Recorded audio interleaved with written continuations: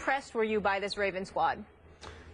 Stephen A., I was extremely impressed because I thought it was ultimately a tribute to the Baltimore Ravens' character, its guts, its heart, backbone, tradition, to survive that game against its arch rival on its arch rival's field in a big primetime Thursday night game without one of its key leaders, Terrell Suggs, and remain afloat for the season, to save its season. Because I've told you before, I've said it twice this week, if Baltimore could survive this game, the schedule to me, and I know every NFL schedule, it's hard to say they're easy, but it gets way easier. All of a sudden, Baltimore is still a factor in this division race because I think Baltimore, off now a little mini bye, 10 days off, will start to get on a roll as it starts to get healthier. So my point is that last night, with only 2 healthy weapons that in the end were no longer healthy, the great Steve Smith Sr. did not play in the 4th quarter and overtime after Timmons hit him in the back with the helmet. Obviously, Steve Smith misidentified exactly which opponent hit him in the back. He thought it was Mitchell, but it was Timmons, and he was lost for the rest of the game. Campanaro, who made the most spectacular play of the night to score Baltimore's first touchdown, was lost for the back half of the 4th quarter in overtime. Crockett Gilmore, who's become Flacco's favorite target this year other than Steve Smith, couldn't go last night with a calf injury. And obviously that Brashard Perriman that they drafted in the 1st round this year, the big stud receiver out of Central Florida, just had arthroscopic knee surgery. So he's gone. So you're down to, you don't even have your left tackle. Eugene Monroe is still out with a concussion. So your backup is in there. Your primary target in money time last night was Kamar Aiken, who made the catch of the game because Flacco made the throw of the game late to save it and set up the field goal that took them to overtime. Really? Kamar Aiken, who's bounced around to Buffalo and New England? That's all you got? Undrafted? Really? That's all you got? Because that was pretty much it. You're throwing to Max Williams, rookie tight end, 21 years old, out of Minnesota? Really? And so I was highly impressed that against all odds, this team overcame 2 big Flacco to Fluco turnovers. They lost the turnover battle 2-0, and they won away. They went for it with the fake field goal on 4th down and blew that. Then they went for it another 4th down. Flacco tried to sneak it, and they blew that. Think of all their blunders. I could get just as worked up over how Baltimore almost blew the game to Pittsburgh. I could make a case that they made more mistakes to blow the game than even Pittsburgh did, though in the end, the quote-unquote fatal mistakes, football-wise, were made by the Steelers.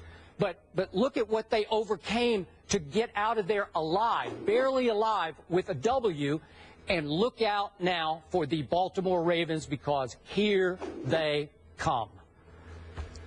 Well, Skip, I respect your position, and obviously we're talking about the Baltimore Ravens here, so everybody knows that from a fact-based perspective, you're absolutely right. But I would contend to you that outside of Justin Forsett showing up and reminding us all of the running back that he was last year, and he deserves a whole lot of credit for that because he played an hellacious game last night. He deserves a lot of credit. You got to remember, Baltimore didn't even start the game running the football on their first drive. They threw the ball every time. They didn't even run the football.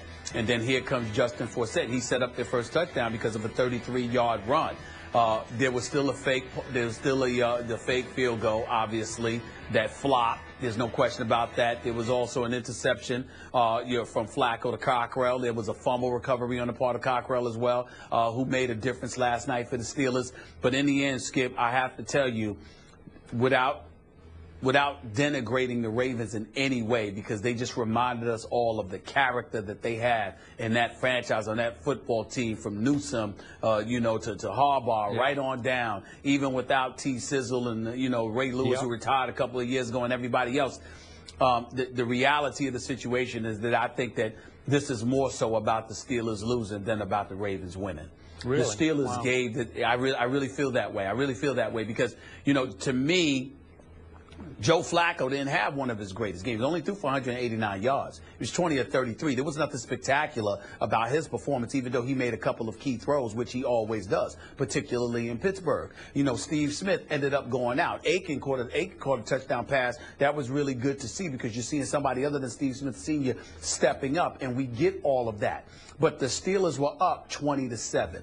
Baltimore did pull within 20-14 and then ultimately 20-17, but that was prior to botching, you know, that fake field goal attempt because, you know, they put themselves in a really precarious position. And you got to remember that the Steelers got the football, you know, with 2 minutes left and still had a chance to ice the game. And then Scooby-Doo ultimately ended up missing a field goal yet again.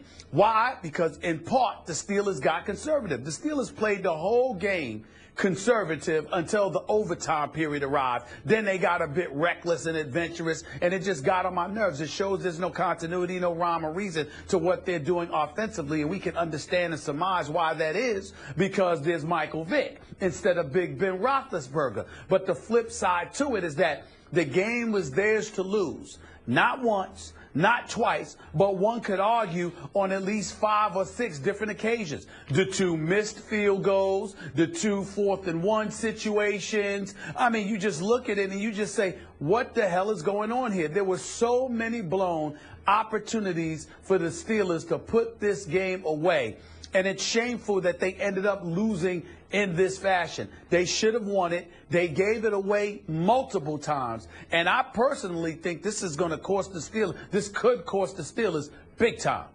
Really. Okay, but one quick point of order. I'm no Flacco fan, but who was he able to throw to last night? How could the fact that he had whatever you said, 189 yards, whoever's how open. do that? Whoever's Well, open, whoever's open. Nobody. Well, I can't say that. You know, Aiken got open. Justin Forsett was running the football, and more importantly than anything else. Again, how many times do I have to repeat myself? I am not enamored with the Steelers' defense. There's nothing intimidating about them. Wow. There's nothing about them that really scares.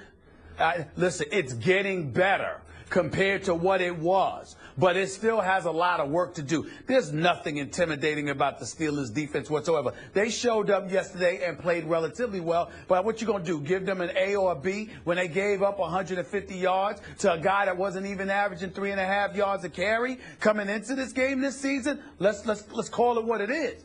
You know, the Steelers were okay. They did a decent job, but there's nothing spectacular about this defense right now. Okay, but bottom line, would you agree with me that ultimately Michael Vick wasn't good enough to win that game for the Pittsburgh Steelers?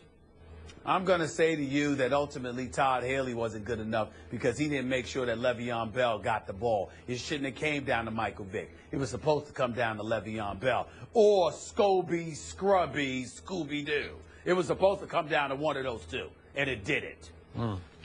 Tell us how you really Or it feel. did it in Le'Veon Bell's case. Big win for the Ravens, though, who have a very favorable schedule coming up. I think they can easily win, not easily, but 4 of the next 5. Browns, Niners, Cardinals, which will be tough, Chargers, and Jaguars.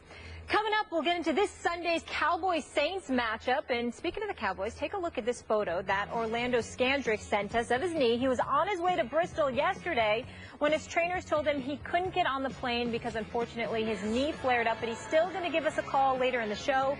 More on the Cowboys and Saints. That's coming up after the break. Story would have been good enough. We need to see that picture.